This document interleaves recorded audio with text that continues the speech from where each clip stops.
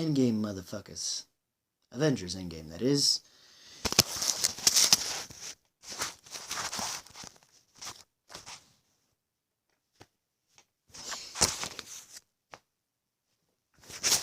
I'm trying to remember how I do this.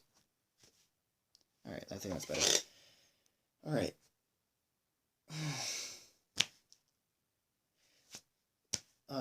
Hawkeye has more development in this film. The film kind of takes place after the events and them trying to figure out what to do and what to deal with the events of after Infinity War with the dusting and all that stuff. And how are they going to deal with it and stuff. Hawkeye has a good performance. Robert Downey Jr. has a great performance. Captain America, obviously, thanks to Russo brothers, of course, who know how to handle that character. And Chris Evans, who knows how to...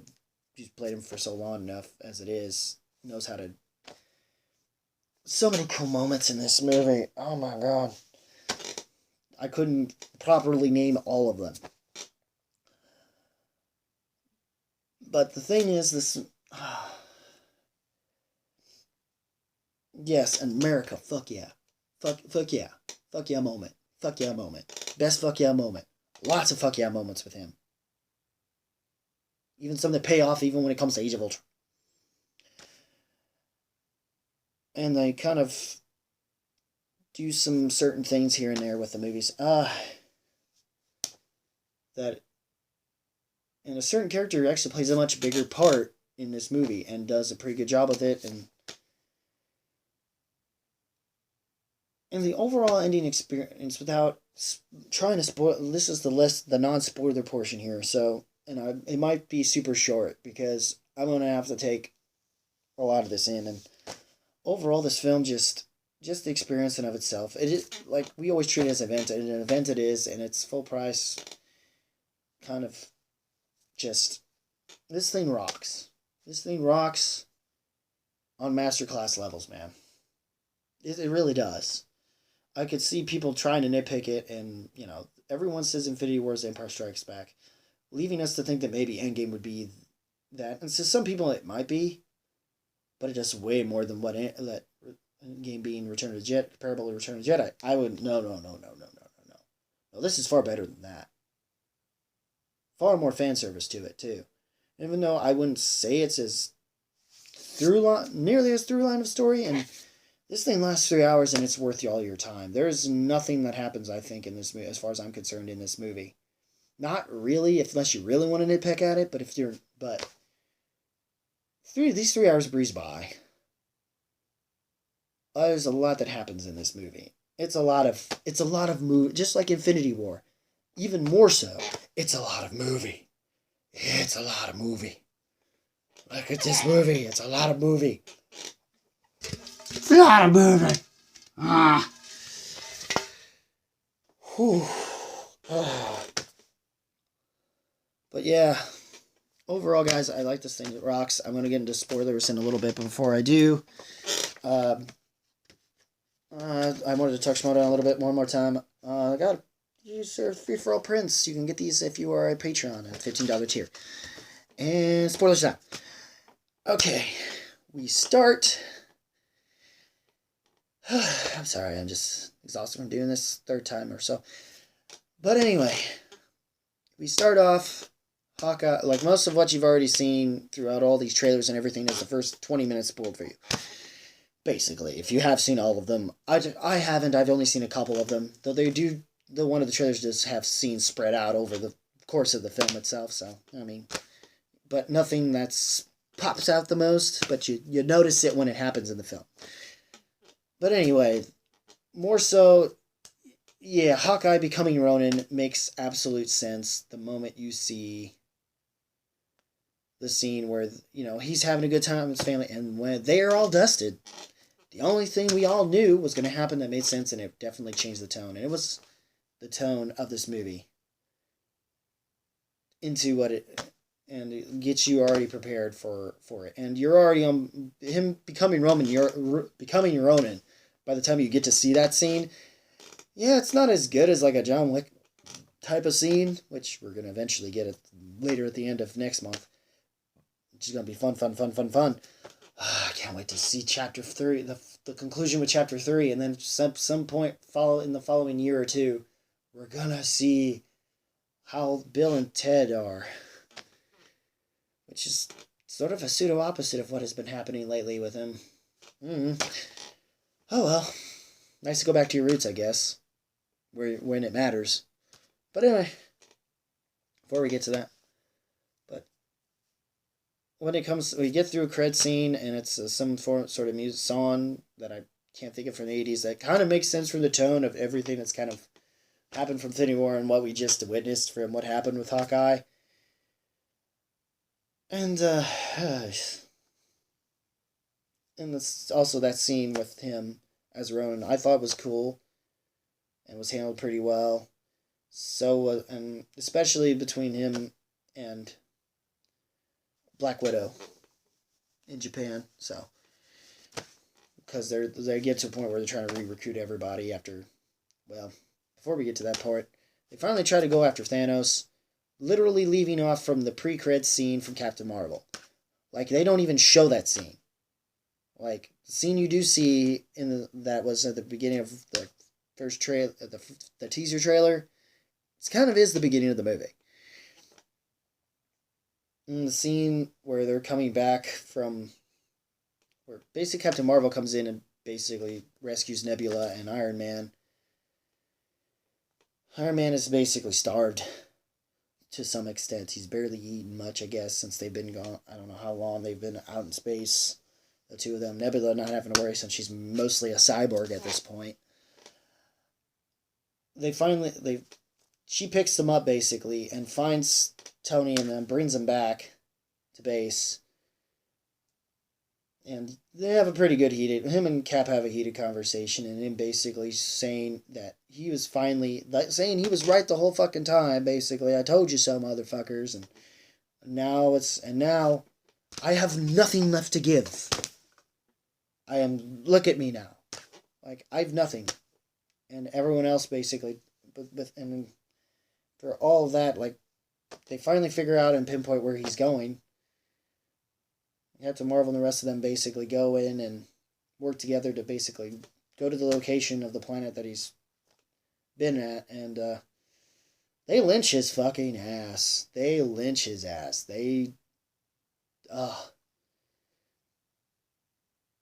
And chop off his arm thinking he'll get to see the Infinity Stones back.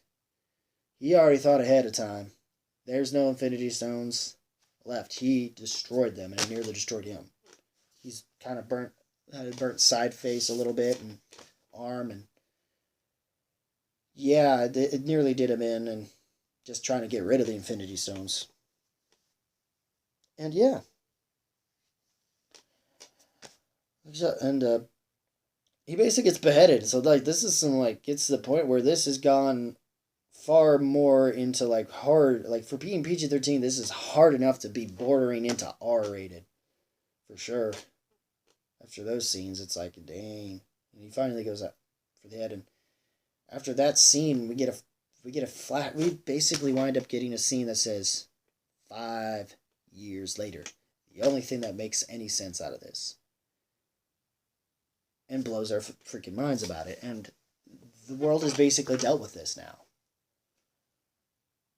And are doing what they can. But it's only been 5 years. Hell, it's took me a year and a half to deal with my issue with my own breakup. Trying to deal with something like that dusting after 5 years. I don't fully understand John Cooper from Skillet's complaint on his podcast. I'm like, dude, you know this, there was talks of an Infinity War Part 1 and 2. If you know and do your research, you wouldn't be saying this stupid crap. Or being so naive in the worst possible way. I even knew it was going to come off depressing, and of course the next film was going to fix all of that. We all kind of knew that, which kind of does take away some of the stakes, but yet you'd think it would take away any meaning by saying that it would take away trouble. No.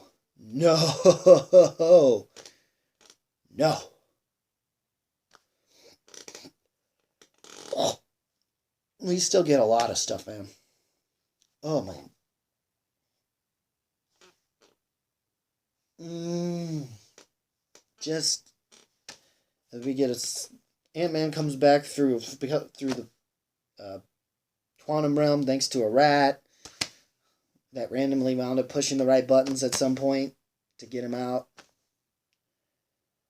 Um, we see Cap doing a PTSD meeting, I guess.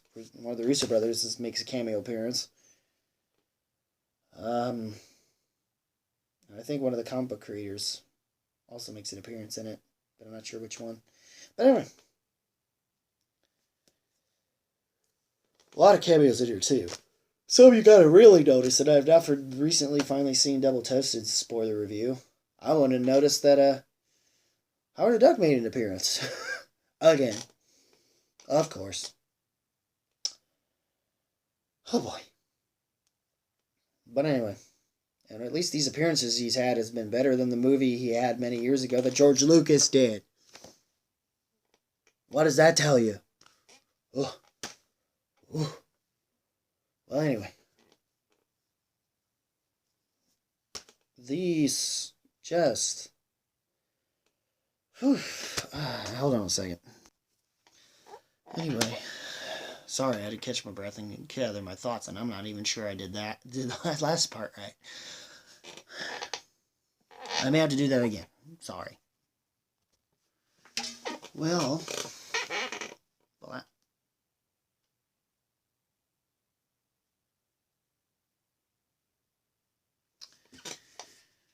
anyways, the whole thing with the whole point is that after all that, he finally catches he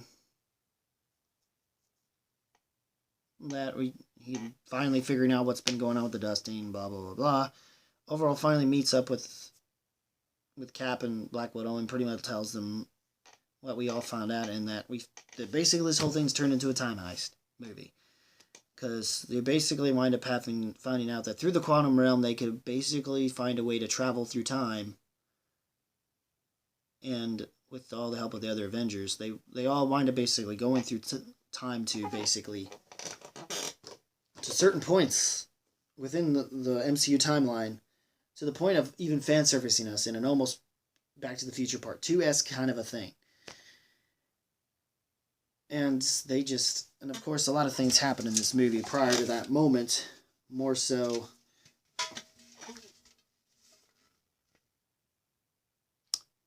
Professor Hulk. And yeah, they only show they only show you this motherfucker, this one. They don't show you him basically going the dude route and basically doing nothing but eating carbs and shit and playing video games with the two other dudes from Ragnarok, and it's New Asgard, because now they finally find out what happened somehow we find out what happened to the rest of them. They must have escaped on a ship and wound up onto Earth, I guess, or they found a way to come back in through Thor or something, found a way to bring him back to Earth, and they wound up forming a ship harbor place, calling it New Asgard, and that winds up being the home of what they used to have, I guess. And he's mostly just been in PTSD mode. He's just been drunk off his ass, just super much a drunk and everything, which he kind of was before, but then to a worse degree, to the point of just eating more carbs and stuff, and just not really bothering to, work out enough, I guess. And it does show a little bit. He's got a bit of a beer gut to him, and give him the old man complex. Or just he let himself go. It's to see how far he's kind of come from that. But you understand, like, the PTSD from what had happened, given within and it's been 5 years. Of course, it's time with that kind of PTSD from what happened on his end and feeling like a failure. Yeah, I could see how that would turn out, and the fact that he doesn't lose that beer gut, and he still has it, and is still kicking just as much as he did before, by the time we get to the near end of the movie, is all the more satisfying. They each go to certain points in time to where they have to pick up certain, or at least the best points in time to where they can easily get a hold of the stone, certain portions of the Infinity Stones that are needed to help basically to basically help them rebuild a new gauntlet with the Infinity Stones and, try to re-snap everyone back into existence. Which they eventually do, and which is where Thor's part does come in, or at least, not Thor. Basically, or Professor Hulk comes into play very well, and I'm glad they're hopefully keeping that, and they did kind of hint at that possibility anyway, thanks to Ragnarok. So we did kind of lead into something. We didn't get World War Hulk, we got Professor Hulk, and that's fine. As long as it doesn't, though I do worry about a possibility. I just now thought of this, and I'm surprised that no one else has talked about it. And yet I'm forgetting the name of the character. Oh my god. Basically the future version of Hulk that basically goes like sadistic bad to the point of even worse than Thanos.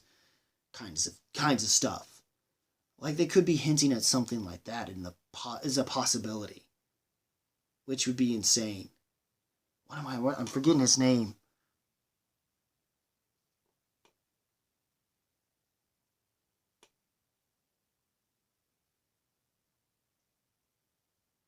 I want to say Mysterio, but I don't think that's right. Magestro, I think, is what it is. I think it's Magestro. I could be wrong. But yeah, I'm thinking they might do something like that in the future. Now I think about it, if they're going that route, they could.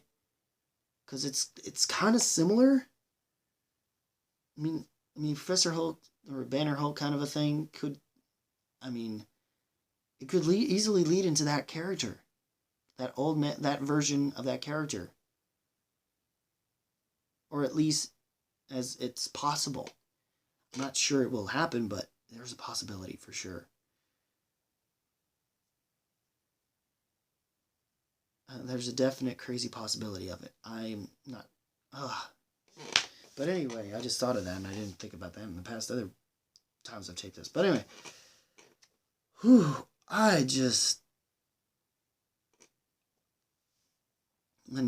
That was awesome.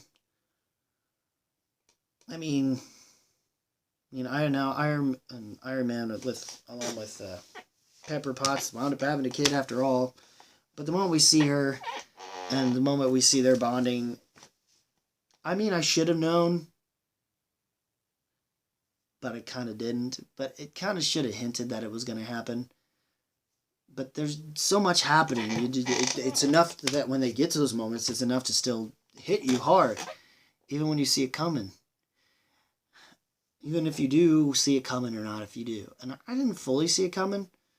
I will even go as far as to say this kind of leaves off from Infinity War and has its Ready Player One meets into this what's Sony did in the cartoon for Spider-Man Into the Spider-Verse. Endgame seems to kind of have moments of those in here. But for like the MCU, So it's a little bit way more of a payoff too. When that happens. And you'll understand what I mean when I get to that point. And then once they finally gets through the time heist, we see 2014 Gamora. And then while they're trying to, get the other... Because there's like 3 different ones at different timelines. And they try to like figure things out on that end of things before they finally go out. And 3 of them are during the 2012 at the battle. And they're just waiting and biding their time until...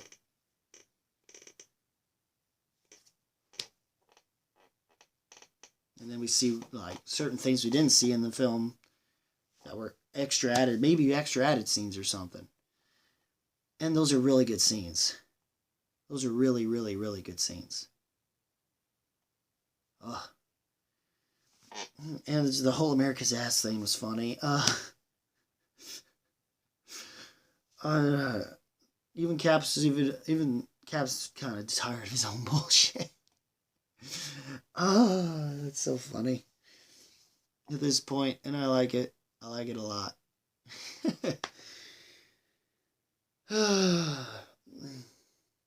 But that's and Captain America has probably some of the coolest, most badass moments in this film. Two of them being the one to say, well, one of them being the hammer story, like the payoff of what happened in, even for those who've seen the trailer to Age of Ultron and saw that scene, yeah,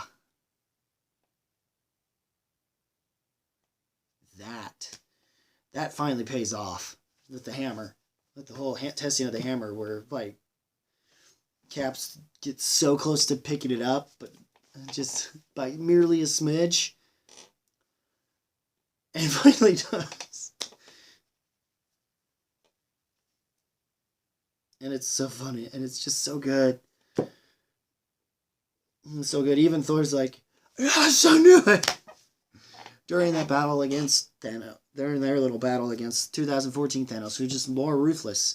And now that he's seen his future and what happened to him, and that they cut his head off for what they did to him, and now he's like, now to him he's like, you ungrateful sons of bitches. I'm gonna wipe all your asses out instead this time.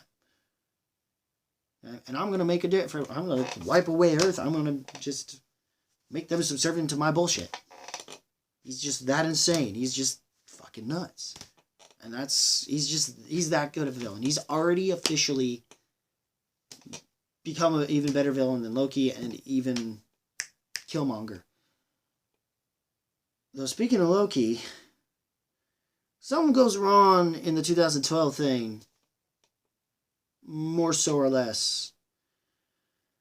Well, maybe not as badly as what wound up leading into the final battle, but it's the thing that makes sense as to what is probably going to be the Loki TV series on Disney Plus. Yeah, he basically escapes his custody. At some point, it's gonna fix itself by the time the series may be over by that point. And what's even better is it finally does something that it should have done a long time ago. It finally properly connects Agents of S.H.I.E.L.D. with, or at least compared to Agents still trying to connect to it. I mean, at least the MCU found a way to do a better job of it with what little scenes they did. Especially the guy that got to play Jarvis. The actor in the Agent Carter series plays Jarvis. It makes a cameo role as Jarvis. It's awesome. That was a good payoff, and it made me feel good for what 2 seasons I got to see of Agent Carter.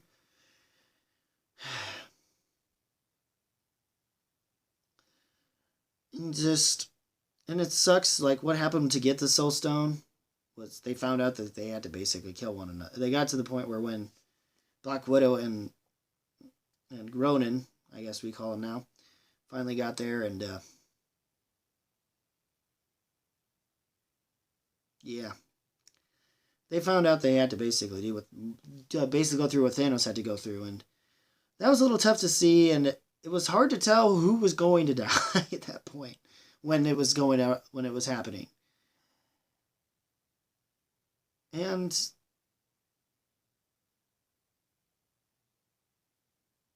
yeah. The death we didn't see coming. Black Widow. Oh boy. Now I'm guessing that movie that they're supposed to be doing on Disney Plus, I think at least, is gonna, at least I think they'll release that at Disney Plus instead. It's probably gonna be a prequel origin story thing, more than likely. Whatever. And if that's the case, it'll probably be more closer in line to Red Sparrow. Hell, I'm starting to wonder. Yeah? Starting to wonder if this is the scene of what happened and her fate. Starting to think that's what this. Yeah. Yeah, that's your spoiler there. But you already knew that. You were a spoilers territory. So. Captain Marvel doesn't get as much time to shine as he should, but fucking Cap. Fucking Cap. fucking Cap. Yes. Between the hammer thing and then when it seems like Cap's the only one standing, even with a broken shield, and all Thanos' armies showed up, and then you finally hear Falcon radio him in. It's like, Sam, is that you? And I love his rhetoric, calling back to Winter Soldier. On your six. Everyone and everyone involved in the monks from like Doctor Strange, all that, open portals from all the other places in the world and bring out all the people from that were dusted, including, and we get to see character moments that we've been wanting to see since what happened with Infinity War that we waited a year for. Like with him, the hug moment we needed to see between Peter and Tony. Oh. And then we do get they basically did a steal. I mean, I understood that was more pandering and a little forced, or should I say, forced. Yeah. As in, yes, the A-Force comic that is essentially the all-female Avengers group. Kind of a situation. And that's kind of what they showcased, at least the closest thing to that for MCU. So, that I didn't know about it. Because I've been a while since I kept up with comics, and if I'd have, it's mostly Spider-Man related, so I wouldn't have known too much. At least not past Civil War II at this point. It's been a while since I've collected, so. Basically started at the Superior Spider-Man thing, and then I stopped after that, because there's something about that story that got me curious. But anyway, I really didn't Cap's death. I mean, Cap. We finally see things end with the final battle, which is very Ready Player One, and then they're all at it, and all of the character development that goes on in it, and there's the fight over the gauntlet, and we finally see Captain Marvel finally go head to head, and it really took Thanos using a fucking Power Stone anyway to knock her out. He couldn't even headbutt her. That's how strong she was. Which was cool. They needed to show that scene. They needed to showcase that she is that OP, and basically shows that he really he kind of did the same thing, though he didn't exactly need the Power Stone necessarily when it came to the Hulk scene at the beginning of Infinity War, but he totally needed it when it came to Captain Marvel. So that shows how powerful she really is, I guess. Plus, she destroyed a fucking ship. So we kind of hint was a very similar type of ship as what happened before, from what they showed in her movie. And, it's so fucking good. I mean, this movie was just so much movie, a lot to take in. The scenes involving Ronan and what his goal of achieving and trying to get his family back, that at least that got to some form of a satisfying conclusion, I guess. Scarlet Witch had a cool moment, with Thanos, involving Thanos from what had happened after Infinity War. That was cool. Everything overall just.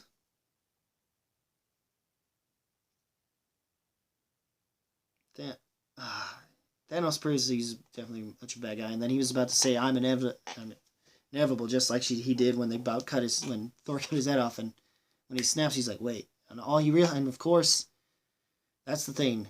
Tony finally realizes he had to do the one thing he never normally does, and that's pull a Cap and basically do what he needed to do to save everyone. And it was the perfect timing for it to happen. Because Strange let him know that one chance. Basically, he's that one chance. But it had to be at the right precise moment at the right precise time. Right place, right timing to do what needed to be done to save the universe. And he took the ultimate sacrifice. Something Cap normally himself would do. And Cap also had the awesome moment when everyone was coming out and he basically said, Avengers! Assemble. It's fucking great. It's fucking great. And the battle, as the battle ensues, is just It's probably even better than the one in Infinity War, as far as I'm concerned, in terms of scale. Uh, and everyone gets a moment to shine. The moments that happen is that he finally has a stone and he's like, I am. And of course, the last actual words he says, physically present, I will say, is the line that ended that ended the first movie that started it all. I am Iron Man. That's fucking great. And he just destroys all his army, including himself. He's like, fuck, I lost. Just sits there. Fucking dusted, bitches. Ah. So, overall, guys, I mean, and then Cap. Cap's story, well, he basically goes back, tries to take back the Infinity Stones after then finally doing the funeral. Cool moment with Favreau and the daughter character, the cheeseburger thing. Oh, and Rescue was in there. Finally, Pepper Potts was Rescue, and she basically told Tony to rest. You've done your fair share, and of course, they tried to squeeze in a moment with him and Peter Parker as a reverse moment of what happened in Infinity War. Kind of, sort of. Didn't pay off as much as the Peppers scene with them, which worked well. She finally a part she did well, and it just, the way this was done, I think compared to most movies that involve time travel ish stuff, this one did a much better job of handling things better than most, even more so than Back to the Future. Sure, or even the sequels for that matter, if I do say so myself, even going as far as to having ripped off one of the sequels to that, in terms of, for the most part, in terms of how they handled scenes. And Cap's basically, so basically Cap winds up finally getting his due diligence and pulls his Tony, and after he puts all the Infinity Stones back, basically stays and creates a new timeline where it's him and Peggy finally together, and we finally get to see the last credit scene being that last dance. At the end of the credits, we hear the audio from what happened in Iron Man 1 when Tony was making the Mach 1 armor in the cave. Not sure what it symbolizes entirely, possibly just the end of the phase or the end of the Infinity Saga and the end of an era, basically, or maybe also or this end being a possible new beginning, maybe we might still have a new Iron Man potentially in a different kind of way. Who knows? I don't know if they're going to go that route with the daughter or not. We'll see. Maybe they might showcase that through the Spider-Man films, since it's the only connection we'll have with any of the Iron Man related characters at this point. But we'll see what happens. And yeah, apparently we're getting a Falcon Bucky story thing, and yeah, Sam's apparently the new Cap. And it's the only reason why it's understandable is because where the story has been with Bucky right now as Winter Soldier. Yeah, and what happened with the events of Civil War about all that stuff. Yeah, it wasn't going to work out for him. It wouldn't have made sense for Cap to pick him. And plus, he kind of gave his nodding approval, which was enough anyway to basically make it say it was okay. They had to do that, or else it wouldn't have worked for that. And some people might bitch about it, and I love that you see the married ring, he's like, yeah, you got yourself some Peggy action, didn't you? It's like, oh, I ain't going to talk about it. It's like, all we know is he finally got that dance and got